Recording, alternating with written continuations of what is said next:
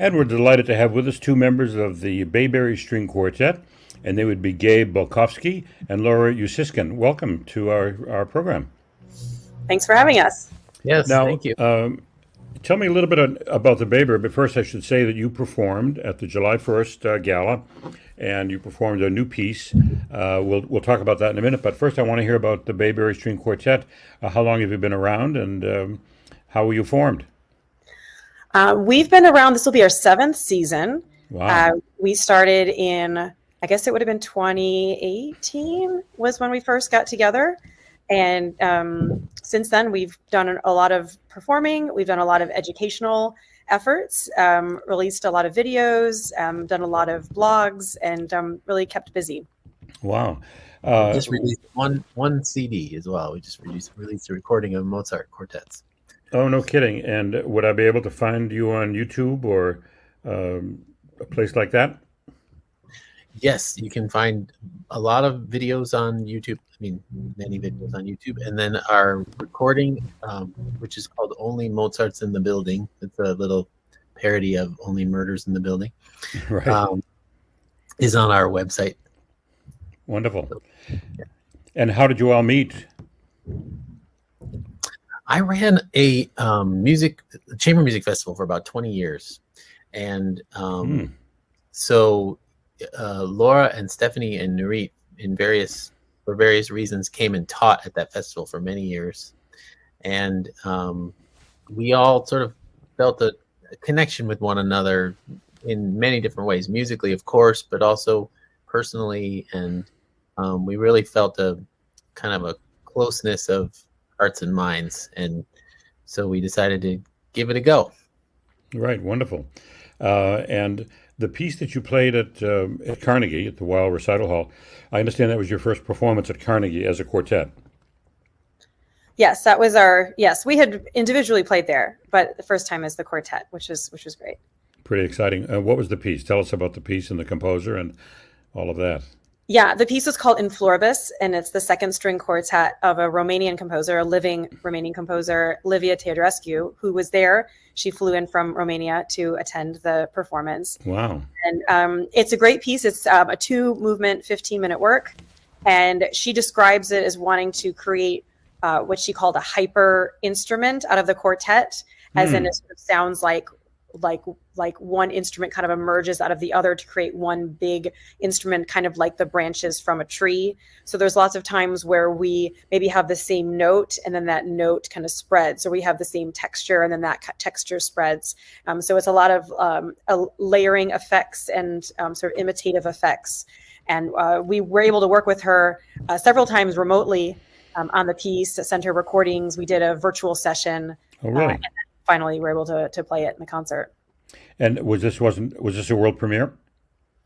No, although she had made a number of modifications since the last time it's been played. And tell me about working with her. You worked with her virtually before she flew in from Romania. And what was working with her like? Did she have a lot of pointers? Did you have some suggestions for her about how it was written? Because that happens too, right?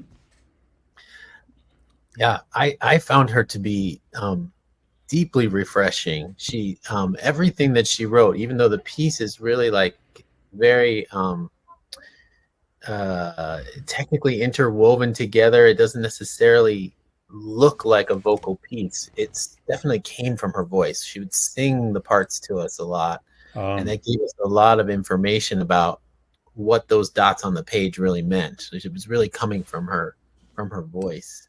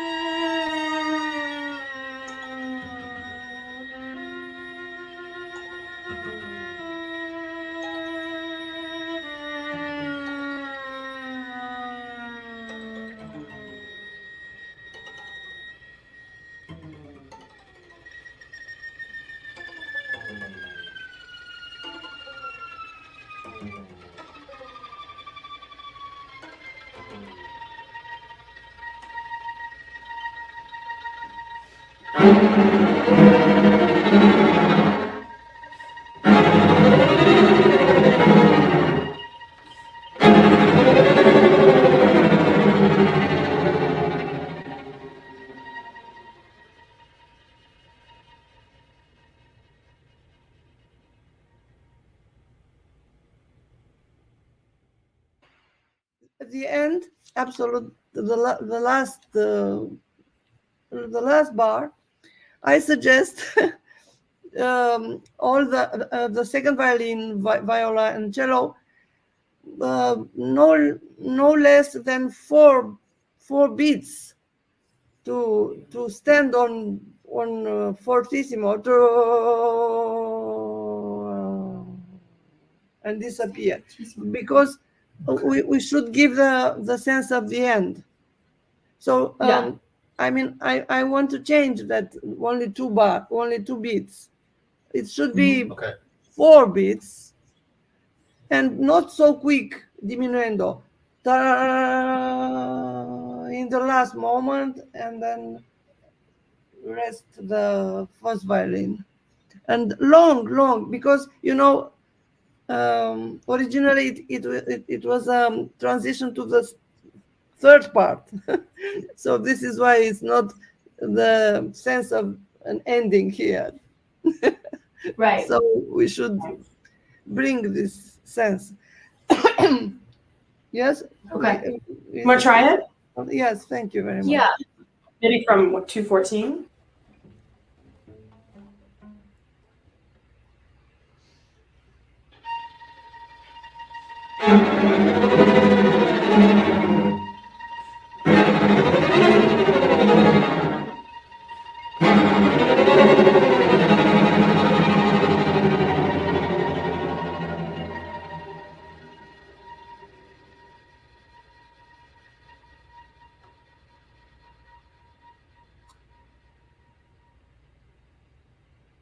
Perfect. Absolutely perfect. Yeah.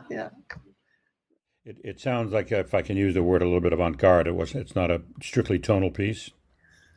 That's correct. Yeah, I would say it's fairly dense, and also at times very beautiful, and she was great in hearing. We brought her question after question, and she gave us a clear sense of what was important to her. Sometimes she would say, "Oh, change that. That's fine," and then other times she would say, "No, this is exactly how I want this part to go. So that was very helpful in us understanding her intentions. Oh, that's Overall, wonderful. that was so refreshing about her was that she really was trusting of our instincts as performers. She made that really clear that oftentimes our instincts on the concert stage are gonna, be a little bit more connected to the music even than what she was hearing. So that was kind of gave us some freedom to really sing out and play what we thought we were hearing. It's wonderful when a composer is so open to that. I've been reading a little bit about Beethoven lately and his relationship with the violinist Ignat Schuppanzig. You've probably heard of him. Huh? And Beethoven didn't take any suggestions from him. In fact, one time he came up to him and said, I really don't understand this, Ludwig. He said, I know, but you will later. Just trust me. So it's wonderful that you have that relationship with the composer. That's terrific. Now, you mentioned that you do a lot of educational work. I was curious to know what form that takes. Are you doing performances in schools, or how are you reaching young people, if it is young people? Well, we have a kind of format that we've been using over the years where we meet with, say, depending on the size of the program, between 4 and 20 groups, and we play for them, but then we also try to give them an understanding of the beauty and the intimacy of chamber music. So we try to walk through some principles, some of them coming from the Cleveland Quartet that some of us were mentored with, and we try to give them an idea of just how beautiful it is to collaborate with one another and what collaboration means, that it's not just trying to get your own ideas across, but learning how to understand other people's ideas. So we spend a lot of time helping them learn to prepare, but also helping them learn to read a score, helping them learn to interpret that score and what it means when they see each other, helping them learn to be more compassionate with one another, because there's always somebody who's having a little bit more trouble than the others. So we've tried over the years to really hone that process and try to make chamber music really about teaching young people what it means to cooperate. And these are musicians, young musicians you're talking about. Yes. Do you do any programs for general audiences, that are educational? We have done some school programs. Well, Right. we want to do a school. We've done sort of an auditorium style. Well, we'll give a presentation for a school or a portion of a school. We've done classroom work. We've gone into classrooms. What Gabe's describing is workshops that we've given or institutes we've taught at where we are working with young musicians and they're learning a piece. And sometimes we'll start working with them on Friday on their piece for them to perform it 2 days later on a Sunday. It'll just be a weekend workshop. And so it's intensive with big exponential growth over the course of the weekend. But it's something we enjoy doing. We've done several of those workshops. And even during the pandemic, we developed an online system for doing it. And we held virtual chamber music workshops, maybe would you say about a dozen or so, Gabe? About virtual, a dozen. during that time. So, the thirst for creating music together was there. And so we tried to do what we could to make that happen. Well, that's really wonderful. As I don't have to tell you, the quartet for me, the string quartet, is probably the most melded sound outside of the saxophone quartet, because I did play the saxophone. It's such a uniform sound that it's just, and of course the repertoire for it is inexhaustible. Yeah. So it's a wonderful medium. Have you worked with other have you commissioned any pieces, worked with any other new composers or new pieces? We haven't commissioned any composers. We've played some other pieces by living composers, and we did do a really fun arrangement of sort of a pop rock song, Frankenstein, that was that you can find. That's a bit of our own arrangement combined with a couple other people input, and you can find that on our YouTube channel. As you said, the repertoire for the quartet is awesome in the literal sense of the word, and so we play a lot. We play new music, but we also go back to the classics. Like Gabe said, we have an album of Mozart string quartets. They're actually early Mozart. We know a lot of people sort of aren't recording that kind of music these days, and we can't help ourselves but to play those classics. Have you done a Beethoven? Go ahead. Oh, we will be working with another composer soon, Douglas Boyce. I'm trying to remember what school he's out of. Is it George Washington, I think. George Washington, yeah. So we are regularly reaching out to composers to try to make sure that we're participating in the continuation of the genre. Absolutely. Can I recommend a composer to you? Yeah. Oh, yes. He's a Ukrainian composer, and maybe you know him. His name is Valentin Silvestrov. Oh yeah, I've played some Silvestrov. You have, because he wrote 3 string quartets.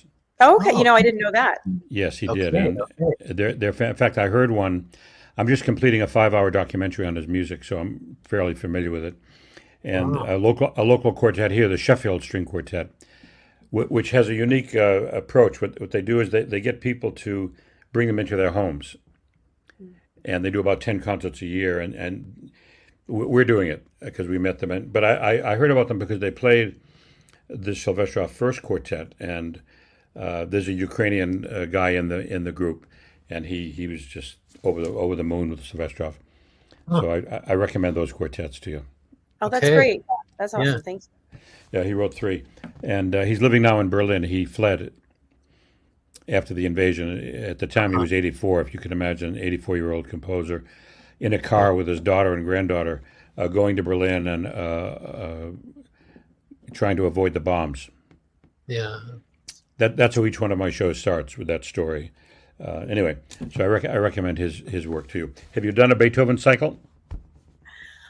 We're working on it. We're always playing a Beethoven quartet. So we're chipping away at them. We haven't gotten to them all yet. We're not quite old enough. Right.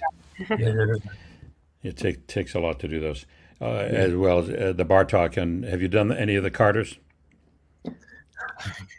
Funny you should ask. Our first violinist is in the process of, I think, trying to convince us to play the first Carter quartet, but those pieces are so thick. They take so much time. So maybe over time we'll get to them. They're tough. They don't look difficult on the page to someone who reads music but isn't a musician. But playing it is, forget about it. It's very, very difficult. Yes. But I remember once Daniel Barenboim played a piano concerto by Carter at Orchestra Hall. Wow. And he invited Carter, so Carter was there. And what struck me about Barenboim, he came out on stage, and I heard him do this before. He said, you really can't talk about music. That's how he starts his talk. And then he started talking about the music. And he gave examples, but he said to them, now I want you to listen to how lyrical this phrase is in the violins. And I want you to listen to how beautiful this woodwind line is. And he used those words, lyrical, beautiful, sweet. And the audience had to reconcile themselves, because it's music brings out emotions, whether it's by Vivaldi or Elliott Carter. It's the same emotions. So, what does the future look like? What gigs do you have coming up that are on the horizon? We're working on our recording. We're halfway through recording our next album, which is going to feature Dvorak's American Quartet and Prokofiev's Second String Quartet, and then a work by Ellen Zwillich called Voyage. Oh. And then, as Gabe mentioned, we have a collaboration with Douglas Boyce. We're going to record his piece, and which is going to be attached to an AI-generated film that will probably enter the film festival world. So that's going to be, I think, a cool project. His work is called Alcyon. And it's a string quartet with a bit of choreography. We have to walk on and off stage, and we have to talk and tell a story. So that's sort of another big project this season. What else do we have, Gabe, other than a bunch of concerts? Other than the concerts, we have some educational workshops. We're doing one at a wonderful school in Birmingham, and then concerts spread out all over the East Coast and a little bit in the Midwest. So we're on the East Coast. I'll come and see you if you're anywhere near Boston. Oh, we'll be in Philly. How far is Philly from Boston? Is that? It's a little hike on the. I take the train usually, but that's as close as you come. Well, it sounds like you're very, very busy, and I admire the work you're doing with new composers. You'll, of course, race right out and get some of Silvestra's quartets and look at those. Yes, we will. And I wish you the best with all your endeavors. It sounds like a very exciting ensemble. Well, thank Thanks you so very much, much. Steve. So nice to chat with you. And if you see Emily, tell her I said hello. I will. I will. Yeah, I'm sure I'll see her soon. Take care. All right. Take care. Thank you.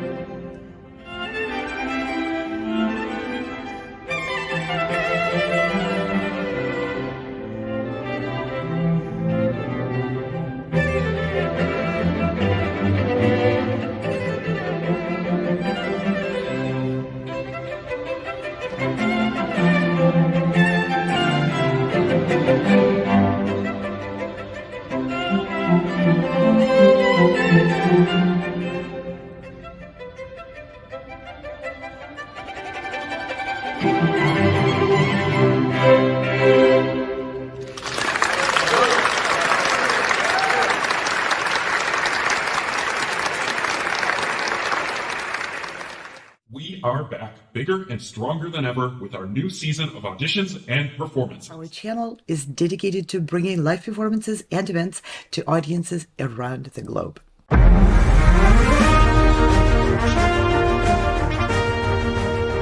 Perform in Weill Recital Hall at Carnegie Hall. Opportunities for soloists and chamber musicians are available. Opportunities to perform a concerto with the New York Chamber Players and Orchestra Manhattan.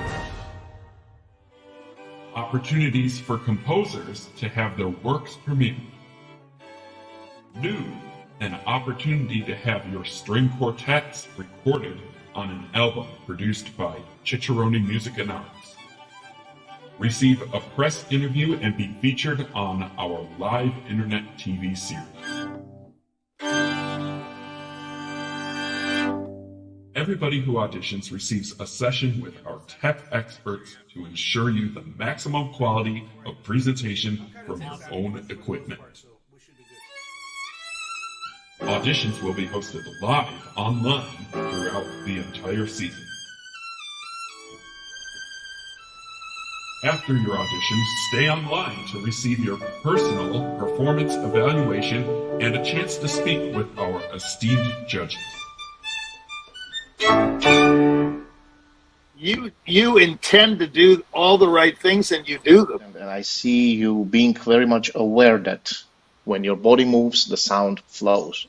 It's like I never heard it before. I was like, oh, okay. So thank you. There's more. Whole Orchestra is back. Audition to be a featured artist in Florence, Lviv, Cairo, the Philippines. A possibility to take part on a professional recording with the Royal Philharmonic Orchestra, and a chance to link up with Price Attractions, a professional artist management company. Applications are due October 1st. Visit our websites for more detail. HoldOrchestra.com, SoundEspressivoCompetition.com, or ProgressiveMusicians.com.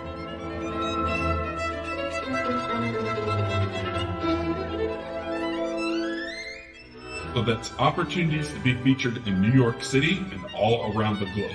Have your works premiered on a professionally released album, press interviews on the live internet TV, evaluations from musical experts, professional management opportunities, and so much more. Take that next step forward and reach toward your opportunity to receive world recognition as a musical artist.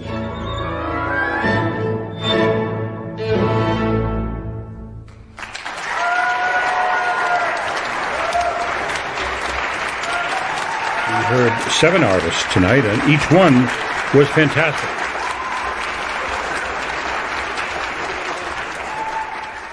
It all starts by filling out that application on one of our websites. Apply by October 1st.